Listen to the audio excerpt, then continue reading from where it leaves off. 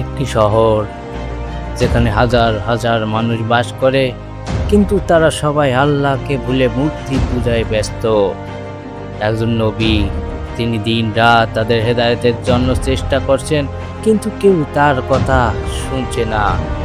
ফলে হতাশায় তিনি এক সমুদ্রে গেলেন, সমুদ্র থেকে ঝাঁপ দিলেন এবং তিনি এক মাছের পেটের মধ্যখানে ঢুকে গেলেন। সেই পেটের ভিতরে তিনি একা, তিনি অন্ধকার, তার সাহায্য করার মতো কেউ নেই। হঠাৎ সব কিছু বদলে গেল। প্রিয় দর্শক, আজ আমরা জানব সেই ঐতিহাসিক ঘটনা, হযরত ইউনূস আলাইহিস সালাম এবং তার জাতির সেই অবিশ্বাস্য কাহিনী। প্রিয় দর্শক, নতুন ভিডিওতে স্বাগত। আর হ্যাঁ, আমাদের চ্যানেলে কেউ নতুন হলে আমাদের চ্যানেলটিকে সাবস্ক্রাইব করে এবং ফেসবুকে ফলো দিয়ে আমাদের পাশে থাকতে পারে। প্রিয় দর্শক, আজকের ভিডিওর মাধ্যমে আমরা হযরত ইউনূস আলাইহিস সালাম ও তার জাতি সম্পর্কে জানব ইনশাআল্লাহ। হযরত ইউনূস আলাইহিস সালামকে পাঠানো হয়েছিল নিনেভে নামের এক শহরে।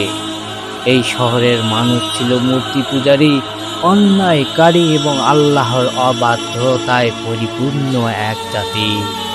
তারা সম্পদ ও ক্ষমতার অহংকারে ডুবেছিল। ইউনূস আলাইহিস সালাম তাদের বারবার বলতেন, হে আমার জাতি, তোমরা এক আল্লাহর ইবাদত করো, কিন্তু তারা হাসত এবং উপহাস করত। দিন যায়, রাত যায়, বছর কেটে যায়, ইউনূস আলাইহিস সালাম থামেননি। তিনি বারবার তাদের সতর্ক করলেন এবং আল্লাহর শাস্তি এবং আযাবের কথা তিনি ঘোষণা দিয়ে তার কওমকে সতর্ককারী হিসাবে তিনি সতর্ক করলেন। তিনি বললেন, আল্লাহর শাস্তি আসবে, কিন্তু তার জাতি হাসি তামাশায় বলল, শাস্তি আনো, আমরা ভয় পাই না। এই অবাধ্যতার কথা শুনে ইউনূস আলাইহিস সালাম মনে মনে কষ্ট পেলেন এবং তিনি আল্লাহর আদেশ না নিয়ে তিনি সেই শহর থেকে চলে যাওয়ার সিদ্ধান্ত গ্রহণ করলেন। এটাই ছিল তিনি তার জীবনের একটি ভুল। অবশেষে ইউনূস আলাইহিস সালাম তার জাতিকে ঘোষণা দিলেন, তোমাদের ওপর শাস্তি আসবে। তার জাতিকে তিনি এই ঘোষণা দিলেন, কিন্তু মানুষ তখনও গুরুত্ব দিল না এবং ইউনূস আলাইহিস সালাম হতাশায় শহর চলে গেলেন। এ বিষয়ে মহান আল্লাহ তাআলা পবিত্র আল কোরআনে ঘোষণা দিয়ে বলেন, বিসমিল্লাহির রহমানির রহিম, নিশ্চয়ই ইউনূস ছিলেন রাসূলদের অন্তর্ভুক্ত, যখন তিনি পালিয়ে ভরা নৌকায় উঠলেন। সূরা আস-সাফফাত আয়াত 139 থেকে 140। প্রিয় দর্শক, এই ঘটনার মাধ্যমে আমরা জানতে পারি মহান আল্লাহ তাআলা পবিত্র কোরআনেই ঘোষণা দিয়ে বলেন, ইউনূস আলাইহিস সালাম তার জাতিকে যখন তিনি বোঝাতে পারলেন না, তখন তিনি হতাশায় এক সমুদ্রে চলে গেলেন এবং সমুদ্রে নৌকায় উঠলেন। প্রিয় দর্শক, এই সমুদ্রের মাঝে একটি ঘটনা ঘটে, যেটি একটি আশ্চর্য ঘটনা। সেটি হলো সমুদ্রের ঝড়। তিনি একটি জাহাজে উঠলেন।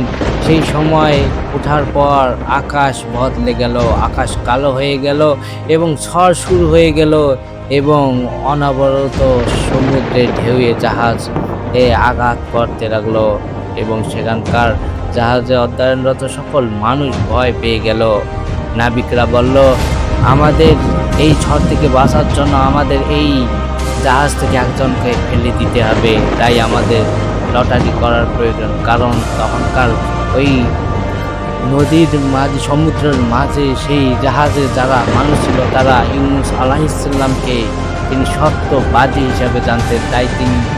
তাই তারা ইউনূস আলাইহিস সালামকে সমুদ্রে ফেলে দেওয়ার জন্য তারা ইতস্তত বোধ করতেছিলেন। এজন্য তারা লটারির ব্যবস্থা করলো।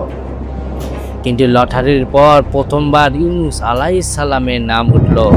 ফলে তারা আবার দ্বিতীয়বার জন্য লটারির জন্য প্রস্তুতি, আবার দ্বিতীয়বার লটারি করলেন, কিন্তু সেখানে আবারও সেই ইউনূস আলাইহিস সালামের নাম উঠল।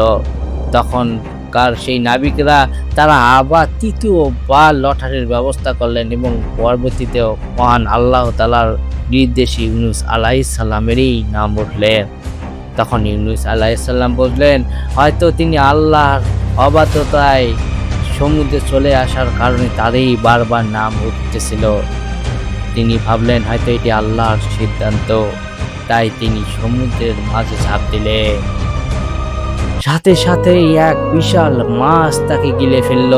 এই বিষয়ে মহান আল্লাহ তাআলা পবিত্র কোরআন মাজিদে বলেন, বিসমিল্লাহির রহমানির রহিম। অতঃপর এক মাছ তাকে গিলে ফেলল। সূরা সাফ্ফাত 142। যখন মাছ ইউনূস আলাইহিস সালামকে গিলে ফেলল, এখন আপনি কল্পনা করুন, চারিদিকে অন্ধকার, কোনো শব্দ নেই, কোনো পথ নেই, তিনি মাছের পেটে একা। তখন ইউনূস আলাইহিস সালাম তার ভুল বুঝতে পেরে মহান আল্লাহ তাআলার কাছে এক দোয়া জারি করলেন। এই দোয়া, এই অবস্থায় তিনি আল্লাহকে ডাকলেন এবং যে দোয়াটি তিনি পাঠ করলেন সেটা মহান আল্লাহ তাআলা পবিত্র আল কোরআনে এভাবেই তুলে ধরে বলেন, বিসমিল্লাহির রহমানির রহিম। লা ইলাহা ইল্লা আনতা সুবহানাকা ইন্নী কুনতু মিনাজ জালিমিন। তিনি বারবার এই দোয়াটি পড়তে লাগলেন এবং তিনি স্বীকার করলেন, আমি ভুল করছি। এটাই ছিল তার মুক্তির পথ। এর অর্থ হলো, হে আল্লাহ, আমি ভুল করেছি, অবাধ্যতায় হয়েছি, আমাকে রক্ষা করো, অবশ্যই আমি জালিমদের অন্তর্ভুক্ত।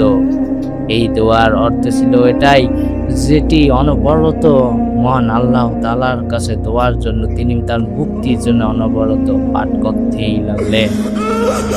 অবশেষে মহান আল্লাহ তাআলা সেই দোয়াটি কবুল করে নিলেন এবং আল্লাহর রহমতে তিনি তাকে মুক্তির ব্যবস্থা করলেন। এই বিষয়ে মহান আল্লাহ তাআলা পবিত্র আল কোরআনে বলেন, বিসমিল্লাহির রহমানির রহিম।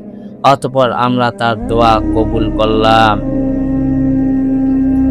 সূরা আল আম্বিয়া আয়াত 88।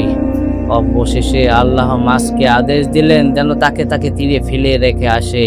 তখন সেই মাছ সমুদ্রের তাকে তীরে ফেলে আসলেন এবং তিনি সেই মাছের পেট থেকে মুক্তি পেলেন। সুবহানাল্লাহ। দীর্ঘদিন 3 দিন থাকার সেই সমুদ্রের মাঝে মাঠের পেটে থাকতেই ইউনূস আলাইহিস সালাম অসুস্থতায় এবং দুর্বলতায় অন্তর্ভুক্ত হন। ফলে তিনি অসুস্থতার জন্য তিনি সেই সমুদ্রের কিনারায় দোয়া করতে লাগলেন। এ বিষয়ে মহান আল্লাহ তাআলা বললেন, বিসমিল্লাহির রহমানির রহিম। আমি তাকে অসুস্থ অবস্থায় তীরে নিক্ষেপ করলাম এবং তার জন্য একটি লাউ গাছ জন্মালাম। সূরা সাফ্ফাত আয়াত 145 থেকে 146। আল্লাহ তাকে নিজেই তার যত্ন নিলেন। এভাবেই মহান আল্লাহ তাআলা তার প্রিয় বান্দাদের ভুল ত্রুটি ক্ষমা করে তার রসের রহমতের যত্নে তাদেরকে মাফ করে দেন। সুবহানাল্লাহ। যখন ইউনূস আলাইহিস সালাম মুক্তি পেলেন, পক্ষান্তরে অপর পক্ষে তার জাতির এক ভয়াবহ পরিস্থিতির সৃষ্টি হয়। এদিকে নিনিভে শহরে অদ্ভুত ঘটনা ঘটল। তার জাতিরা দেখল মহান আল্লাহর আযাব সংকটে মহান আল্লাহ তাআলার আযাব তাদের সামনে হাজির হলো। আকাশ ভালো কালো অন্ধকারে ছেয়ে গেল, বাতাস উত্তালিত করলো এবং তাদের সমুদ্রের পানির মাধ্যমে তাদের ঘর বাড়ি সমুদ্রের তলে তলিয়ে যেতে লাগলো।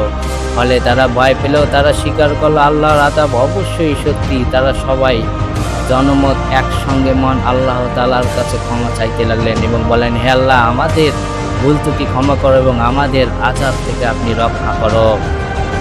এভাবেই যখন সকল মানুষ আল্লাহর কাছে দোয়া করলেন, তখন আল্লাহ তাআলা তাদের সকলকে তওবাহ কবুল করলেন এবং তাদেরকে মাফ করলেন। এই বিষয়ে মহান আল্লাহ তাআলা বললেন, বিসমিল্লাহির রহমানির রহিম। তাদের ঈমান তাদের উপকারে এলো। সূরা ইউনূস আয়াত 98। এভাবেই একটা জাতি যারা শাস্তির আগে তওবা করে রক্ষা পেয়েছিল, সেটা হলো ইউনূস আলাইহিস সালামের জাতি। প্রিয় দর্শক, এই কাহিনী আমাদের শেখায় আল্লাহর উপর ভরসা রাখতে হবে। ভুল করলে সাথে সাথে তওবা করতে এবং দোয়ার শক্তি অসীম। কখনোই হতাশ হওয়া যাবে না এবং মহান আল্লাহ তাআলার কাছে প্রাণ খুলে দোয়ার আশ্রয় নিতে হবে। প্রিয় দর্শক, যদি আপনি জীবনে কোনো অন্ধকারে থাকেন, তাহলে মনে রাখুন ইউনূস আলাইহিস সালাম থেকে কঠিন পরিস্থিতিতেও কেউ পড়েনি, তবুও আল্লাহ তাকে উদ্ধার করেছেন। আপনিও তাই এই দোয়া বেশি বেশি করে পড়ুন। লা ইলাহা ইল্লা আনতা সুবহানাকা ইন্নী কুনতু মিনাজ জালিমিন। প্রিয় দর্শক, আমাদের ভিডিওগুলো ভালো লাগলে অবশ্যই লাইক, শেয়ার, সাবস্ক্রাইব করুন এবং কমেন্টে মহান আল্লাহ তাআলার রহমতে আলহামদুলিল্লাহ বলুন।